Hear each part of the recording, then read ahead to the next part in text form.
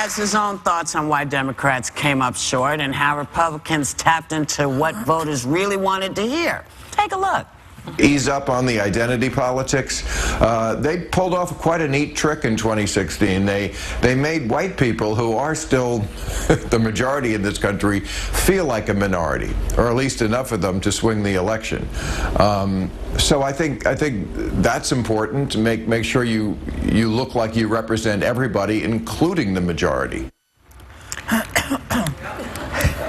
He blames identity politics.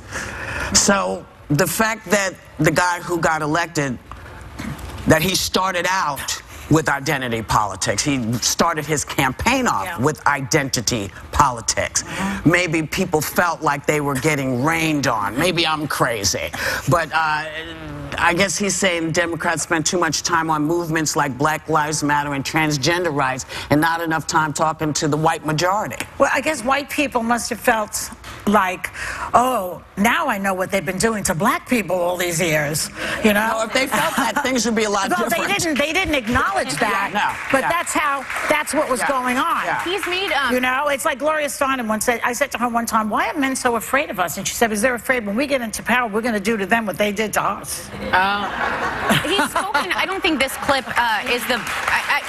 I know the clip that's starting the conversation, but he spoke once before where he had a really powerful clip where he started to talk about while Democrats and liberals were busy policing language and what pronoun to use, Republicans were taking over grassroots level government. And I thought there was a point to be had here, which is I think right now in this day and age, when you think of identity politics, you're talking about gender, you're talking about sexual identity, you're talking about race, you're talking about all of these hats. And I think the thing is when you answer or dissent against one of these, like a conversation about one of these, you're immediately dismissed as privileged or an ist, whatever ist. When you do what? When you dissent, when you bring up a point that might be counter to the point being brought up, a discussion, you're instantly dismissed as privileged and or an ist, whatever ist. Sexist, racist, homophobic, you know, you get that label. And I think the problem there is there are people that would be allies to these causes if there was an inclusion. What we do is when there's dissent, we dismiss people. So they can't be in the conversation.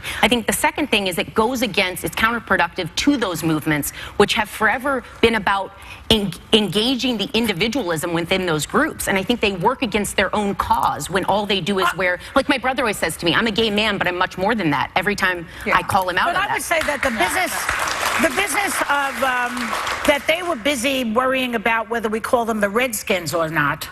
The Republicans were doing grassroots politicking in all of these states. I think that those two things are separate. The fact that we were doing that, saying the Redskins is racist, has nothing to do with the fact that they were not doing their grassroots business. So that you can continue to be, you know, sensitive to minorities and do your grassroots business. Because the Koch brothers moved right in there and took over, put a lot of money into it, and the Republicans were busy what they call gerrymandering, which basically steals that seat, which is going to happen again in 2018. Be aware. Well, I think Whoopi, your point that you introed with, Donald Trump is not the best parallel to this because he too, I think, engaged in identity politics and doesn't get called on it enough. Which is why people, when you come out the gate with there's something wrong with you, that group goes, wait a minute, I need to protect myself because y'all don't get it. So I don't know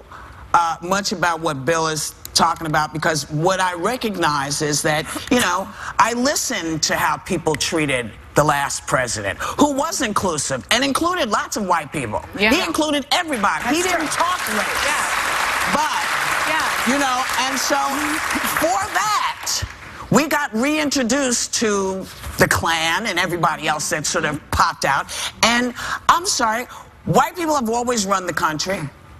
And when you say, hey, listen, this isn't working here or here, that's not setting you up to call you an ist. What gets people called ists is their response to things. If you're saying, you know, I don't like you because you're in this thing like Black Lives Matter, as opposed to, well, what exactly is it so I can understand it? And how come all these white people and Latino people and Greek people and all these people are part of Black Lives Matter? Right. This is an inclusion that people don't say, hey, there's a lot of people marching for this, we should pay attention. As opposed to, you know, oh, it's trying to mess up with the cop. I think what he's trying to do actually is reform the Democratic Party over time. And what he's saying is that oftentimes, and I feel this as a female, when Democratic politicians talk to me as a woman and talk about women's issues, they talk about things related to my ovaries. And I always come back and I say, jobs and but they don't. But jobs and health care, those are women's issues too. And I think that's what's missing. What do you think your ovaries are? That's part of women's. But I think in this campaign in particular, because it was a woman president, you heard a lot of break the glass ceiling, vote for her because she's a woman. What? No, but vote for her because she's the best candidate, woman or man. Do you not know that we went through the same thing? We went through the same thing. Can I clarify something real quickly? When we reduced, what I'm saying is I understand why there are politics and identifiable groups. I went to an all-women's college. It's because we couldn't go to other schools at the time when they were developed. I get that. People should build each other up and be in these groups. But when it's the only flag you fly, you're missing the uniting factor, I Except that when it's the only flag that's flown against you, like what I was going to say to you about identity politics, you know, people would walk up to people and say, you just voted for Barack Obama because you're black. Not because he was the best candidate, because you don't, people don't assume that we're smart enough to recognize the better candidate.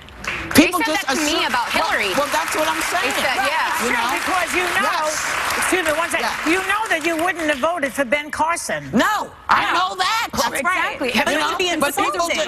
But it is insulting. It's insulting to speak to me as if I'm supposed to support the woman because she's a woman. Nobody said that is said all the time to me. You may have heard that from people. I heard that I betrayed my gender. No, I didn't. I stuck to my principles.